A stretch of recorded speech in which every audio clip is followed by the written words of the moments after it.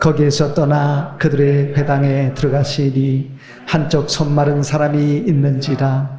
사람들이 예수를 고발하려 하여 물어 이르되 안식일에 병 고치는 것이 옳으리이까? 예수께서 이르시되 너희 중에 어떤 사람이 양 한 마리가 있어 안식일에 구덩이에 빠졌으면 끌어내지 않겠느냐? 사람이 양보다 얼마나 더 귀하냐? 그러므로 안식일에 선을 행하는 것이 옳으니라 하시고, 이에 그 사람에게 이르시되 손을 내밀라 하시니 그가 내밀매 다른 손과 같이 회복되어 성하더라. 아멘. 예전에 한 교회가 내부 인테리어 공사를 할 때 하나님께서 탁월한 시력을 갖춘 정직한 목공 반장을 보내주셨습니다.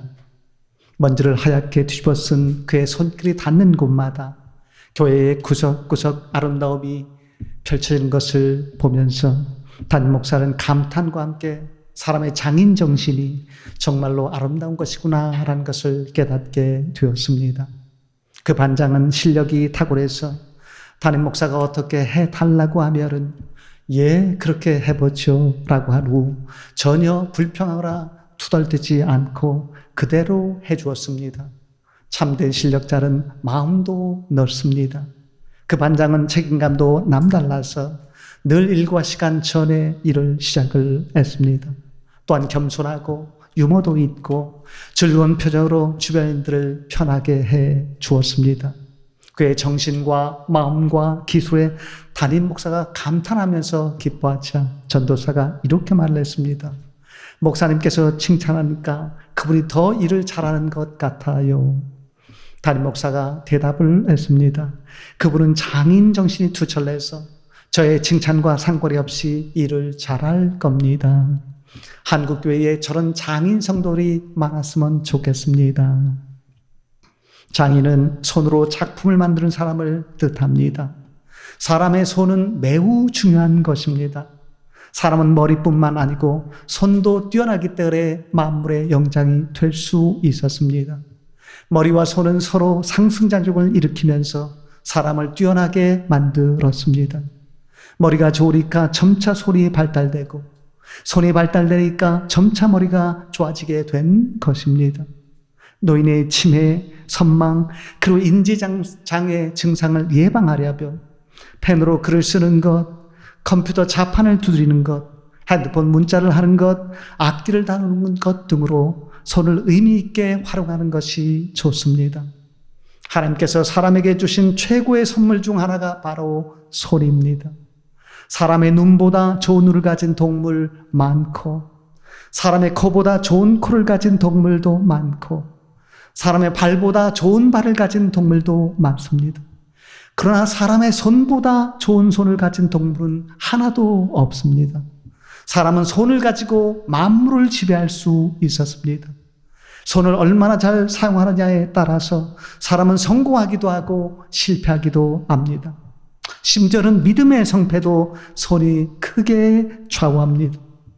손은 사람의 언어 표현에도 그 탁월성이 나타나 있습니다. 수고한다라는 한국어 말은 한자어 파생어로서 손으로 일해서 고생한다라는 뜻입니다. 특별히 선택된 사람을 선수라고 하는데 그 말은 선택된 손이라는 뜻입니다. 내게 어떤 문제 해결 능력이 있음을 나타낼 때는 내 손 안에 있다라고 표현을 합니다. 그처럼 중요한 손을 잘 활용해서 작품 인생을 만드는 장인 성도가 되려면 어떻게 해야 될지 오늘 본문 말씀을 중심으로 해서 4가지 원리 같이 한번 생각해 보기를 원합니다. 첫 번째는 율법주의에 빠지지 마십시오. 오늘 우리가 읽은 본문 9절 말씀 다시 한번 보십시오. 어느 안식일에 예수님께서 유대인의 회당에 들어가셨습니다. 그곳에 한쪽 손 마른 사람이 있었는데 사람들이 예수님을 고발하려고 물었습니다. 안식일에 병 고치는 것이 옳습니까? 누가복음 6장 6절 말씀에 의하면 그 손 마른 사람은 오른손이 마른 사람이었습니다. 외경 등의 문서를 보면 그의 직업은 목공이거나 석공으로 추정이 됩니다. 유대율법에 의하면 치명적인 병은 안식일에 고쳐도 되지만 손 마른 것은 치명적인 병이 아니기 때문에 안식일에 치유 행위를 하면 안 된다는 전제를 깔고 그러한 질문을 했던 것입니다. 그 질문에 예수님께서 본문 11절, 12절 말씀에서 대답을 하십니다. 너희 중에 어떤 사람이 양 한 마리가 있어 안식일에 구덩이에 빠졌으면 끌어내지 않겠느냐? 사람이 양보다 얼마나 더 귀하랴? 그러므로 안식일에 선을 행하는 것이 옳으니라. 당시 바리새인들은 율법적인 안식일 준수로 자신의 신실성을 과시하려고 했지만 예수님은 안식일에 선을 행하는 것이 옳다면서 적극적인 안식일 준수를 강조하셨습니다. 그 말은 결국 율법주의에 빠지지 말라는 말씀인 것을 보게 됩니다. 율법은 거룩한 백성이 되는 길을 제시하지만 율법 조문이 모든 진리의 길을 구체적으로 제시하지 않기 때문에 율법 조문 이상의 율법 해석이 필요합니다. 하나님은 율법 조문에 매인 율법주의를 기뻐하시지 않습니다. 중요한 것은 하나님 사랑과 이웃 사랑을 기반으로 한 율법 해석과 실천입니다. 율법주의는 율법을 이용하는 것입니다. 율법을 진심으로 사랑하고 지키는 사람은 하나님을 사랑하고 하나님의 뜻대로 이웃을 사랑하는 사람입니다. 그처럼 율법 조문에 매이지 않으면서 율법을 사랑하고 하나님을 사랑하고 이웃을 사랑하는 사람이 장인 성도가 된다라고 오늘 본문은 도전하고 있습니다. 두 번째로 장인 성도가 되려면 순종하는 믿음을 가지십시오. 안식일에 선을 행하는 것이 옳다고 하신 후에 예수께서 손 마른 사람에게 손을 내밀라고 말씀을 하셨습니다. 오늘 우리가 본문 13절 말씀 보니까 그가 손을 내미니까 다른 손과 같이 회복되어 성하게 되었다라고 성경은 말씀하고 있습니다. 사람들은 흔히 예수님이 병자에게 손을 대어 치유하시는 줄 알지만 예수님이 손 마른 자를 치유하실 때는 그저 말씀으로만 치유를 일으키셨습니다. 그때 예수님이 손을 내밀라는 말씀으로 그가 먼저 치유가 일어나서 손을 내밀었는지 혹은 그가 먼저 손을 내밀어서 치유가 일어났는지 정확하게는 알 수 없어도 어느 경우든지 순종과 치유가 상관관계가 깊음을 말해주고 있습니다. 치유와 회복과 성공과 승리를 원하면 가정과 교회와 내가 속한 공동체에서 최선의 순종을 보이십시오. 그래서 내가 순종할 마음이 들은 신앙관과 가치관과 이상과 비전이 맞는 좋은 공동체를 선택하는 것이 매우 중요합니다. 그리고 선택을 했다면 힘써 순종하십시오. 순종은 인간관계를 견고하게 만들고 공동체를 복되게 만듭니다. 또한 모든 어려운 상황을 극적으로 변화시키는 핵심 요소입니다. 하나님께서 어떤 일로 나를 부르실 때 저는 능력이 없지만 말씀대로 순종하겠습니다 라고 하면 누구나 귀하게 쓰임받고 역전 인생을 이룰 수 있습니다. 이 세상에 완벽한 자격과 능력을 갖추고 하나님의 일로 부름받은 사람은 없습니다. 나의 직분은 언제나 나의 부족한 모습에 비해 늘 과한 것을 보게 됩니다. 그래도 나의 순종하는 믿음은 나의 부족함을 충분히 커버합니다. 그렇기 때문에 나의 부족함을 느낀다면 더 말씀에 순종하십시오. 하나님은 죄와 허물과 순종 문제로 고민하는 사람을 더 기뻐하며 부르십니다. 많이 용서받으면 더 감동할 것이고 하나님의 일은 그 감도로 하는 것이기 때문입니다. 그처럼 어려운 상황에서도 순종하는 믿음으로 하나님의 뜻과 하나님의 일을 행하는 삶이 장인 성도가 된다라고 말할 수 있을 것입니다. 세 번째로 장인 성도가 되려면 자기를 나타내지 마십시오. 오늘 우리가 읽은 본문 다음에 14절 말씀을 보세요. 안식일에 손 마른 사람을 치유하리까 바리새인들이 나가서 어떻게 예수님을 죽일까 논의를 했습니다. 그 사실을 아시고 예수님이 거기를 떠나가셨습니다. 그러자 많은 사람이 따르니까 예수님께서 그들의 병을 다 고쳐주시고 16절 말씀에서 자기를 나타내지 말라고 경고를 하셨습니다. 왜 자기를 나타내지 말라고 하셨습니까? 예수님이 기적적인 병치자로 알려지면 많은 군중들이 몰려들고 그 군중들이 예수님을 유다 해방을 위한 정치적인 메시아라 왕으로 삼으려고 하면서 십자가와 죽음과 부활을 통한 인류 구원 사역 계획이 틀어질 수 있기 때문입니다. 나를 높이고 나타내면 나를 통해서 이루려는 하나님의 계획이 틀어질 수 있습니다. 그렇기 때문에 나를 위한 잔치를 삼가고 예수님과 반대된 가르침으로 자신을 기적의 종, 능력의 종, 그리고 치유의 종으로 선전하는 이단 교주를 주의하십시오. 잘 나갈 때 더 자신을 감춰야 복이 지속되는 것을 보게 됩니다. 왜 바벨론이 멸망을 했습니까? 다니엘서 5장 1절에서 4절 말씀 보면 벨사살이 귀족 1000명을 위해서 큰 잔치를 베풀고 술을 마시면서 사람이 만든 신들을 찬양했기 때문이다 라고 성경은 말씀하고 있습니다. 결국 그날 밤에 벨사살이 살해되고 바벨론 제국은 메대의 다리오에 의해서 멸망되었다라고 다니엘서 5장 30절에서 31절 말씀은 전하고 있습니다. 하나님은 사람들만의 잔치를 기뻐하지 않으십니다. 자기를 나타내면 급속히 몰락을 합니다. 그렇기 때문에 나의 과식을 감추는 사람이 진짜 성공한 사람입니다. 나를 감춘 것이 실패나 후퇴가 아님을 증명하도록 힘써 성공을 하시고 성공한 후에는 더 나를 감추려고 하십시오. 이제 더 이상 과시적인 벨사살의 잔치를 사모하지 말고 헌신적인 예수님의 만찬을 사모하십시오.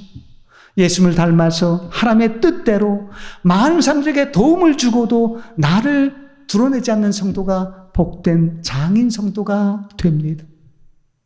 네 번째로 장인 성도가 되려면 소리 없이 사역을 하십시오. 예수님께서 치유의 기적을 일으키신 후에 자기를 나타내지 말라라고 하신 것은 이사야서 42장 1절에서 4절에 예언된 다음의 말씀을 이루기 위해서였습니다. 오늘 본문 다음에 나오는 18절에서 21절 말씀을 보세요. 보라, 내가 택한 종 곧 내 마음에 기뻐하는 바 내가 사랑하는 자로다. 내가 내 영을 그에게 줄 터이리 그가 심판을 이방에 알게 하리라. 그는 다투지도 아니하며 들레지도 아니하리니 아무도 길에서 그 소리를 듣지 못하리라. 상한 갈대를 꺾지 아니하며 꺼져가는 심지를 끄지 아니하기를 심판하여 이길 때까지 하리니 또한 이방들이 그의 이름을 바라리라. 이사야는 메시아 예언에서 메시아의 특징을 다투지도 않고 둘레지도 않고 아무도 길에서 그 소리를 듣지 못하는 존재라고 표현을 했습니다. 둘렌다는 말은 야단스럽게 떤다는 뜻입니다.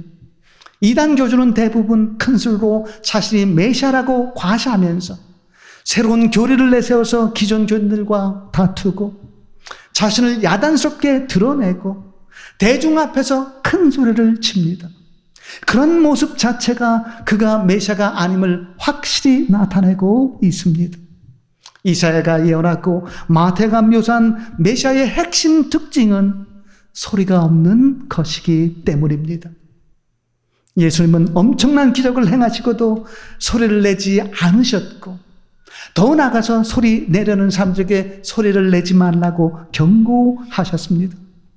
예수님처럼 힘써 소리를 낮추십시오.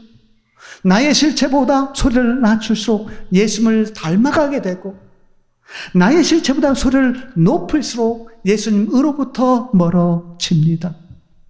나를 낮추고 소리를 죽이면 나의 존재 의미가 없어질 것 같지만 오히려 본문 21절에 이방들의 그 이름을 바라리라 라는 말씀처럼 나의 존재 의미가 더욱 곳곳에 스며들면서 선한 영향력이 확대되고 나의 이름은 더욱 아름답게 널리 알려질 것입니다.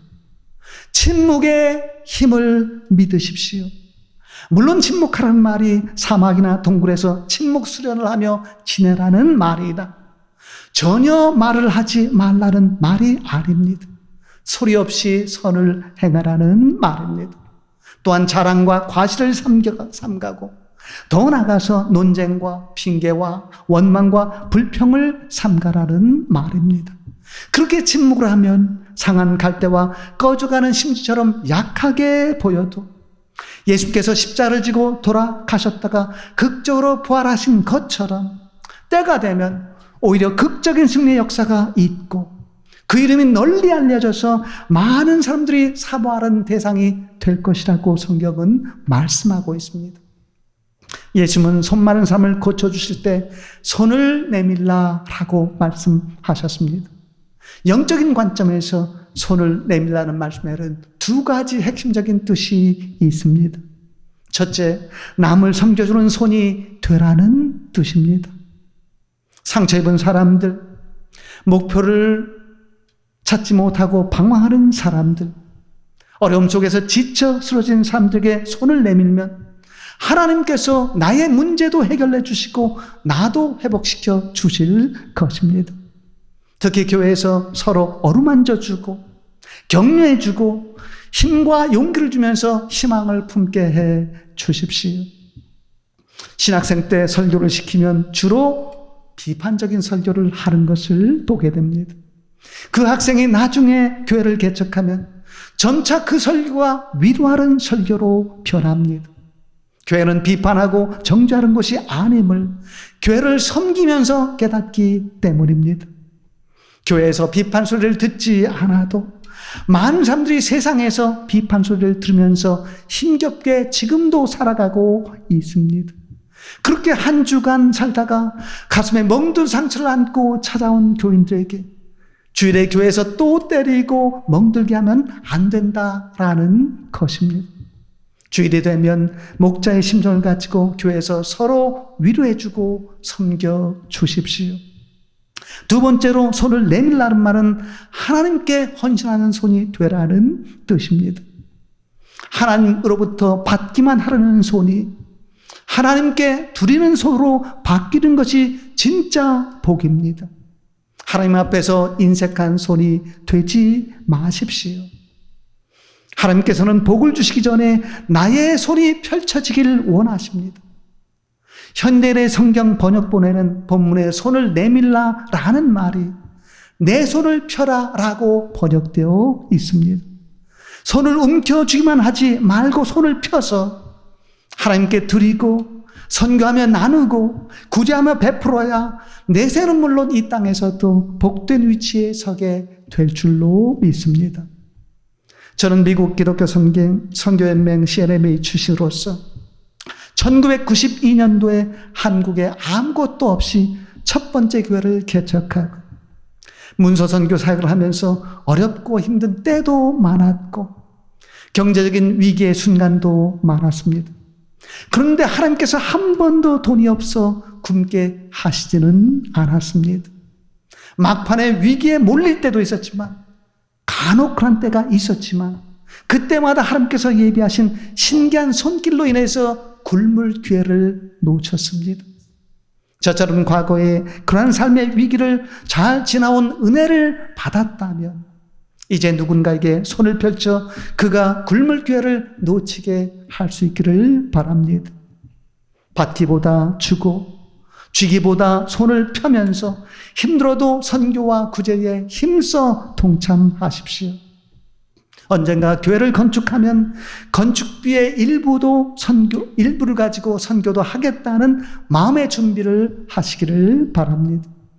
하나님께서는 그런 믿음과 헌신의 다짐을 기억하시고 당대와 후대와 3대 복을 내려주실 것입니다. 하나님께서는 나만 손을 내밀라고 하시지 않고 서로 손을 내밀라고 하셨습니다. 이 세상에 줄 것이 없는 삶은 한 사람도 없습니다. 다 서로 손을 내밀면 서로의 손을 붙잡아 줄 수 있고 그때 하나님은 그 잡아준 손길을 통해서 삶을 지켜주시고 복을 내려주실 것입니다. 어느 날 미국의 한 광대한 농장주가 아들을 집에 혼자 두고 이웃집 파티에 갔습니다. 그때 아들이 혼자 옥수밭에 들어갔다가 길을 잃게 되었습니다. 밭에 갔다가 돌아온 부모는 아들이 없어진 것을 알고 집집마다 수소문했지만 찾지 못하고, 옥수밭도 뒤졌지만 너무 광대해서 찾을 수 없었습니다. 할 수 없이 다음 날 아침에 동네의 모든 사람들이 손을 잡고 옥수밭을 뒤지다가 마침내 아들의 시체를 발견했습니다. 그때 어머니가 아들의 시체를 품에 안고 좀 더 일찍 서로 손을 잡고 찾을 것을 이라고 통곡을 했습니다. 다음날 그 지역 신문이 그 소식을 전하면서 이렇게 제목을 뽑았습니다. 좀 더 일찍 서로가 손을 잡았더라면.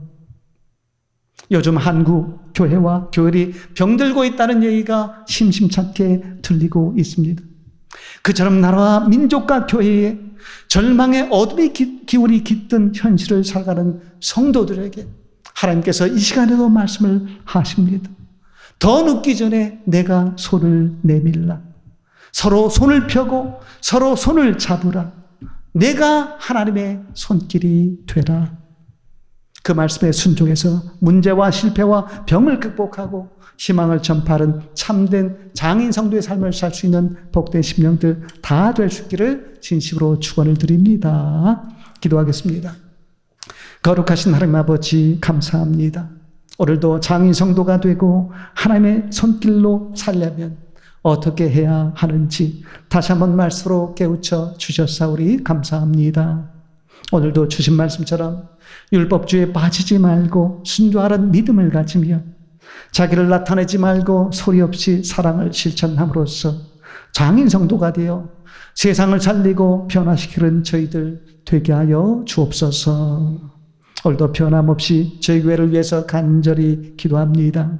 저희 교회에 하나님께서 주신 손을 멋지게 활용하는 장인 인물 성도들 많이 일어나게 하시고, 성공한 후에도 자신을 나타내지 말고 음지에서 소리 없이 헌신하면서 영혼권과 세계 선교를 위해서 크게 쓰임받는 저희 교회 그리고 저희 성도들 되게 하여 주옵소서. 이루어 주신 줄 믿고 감사하며 예수님 이름으로 기도드리옵나이다. 아멘.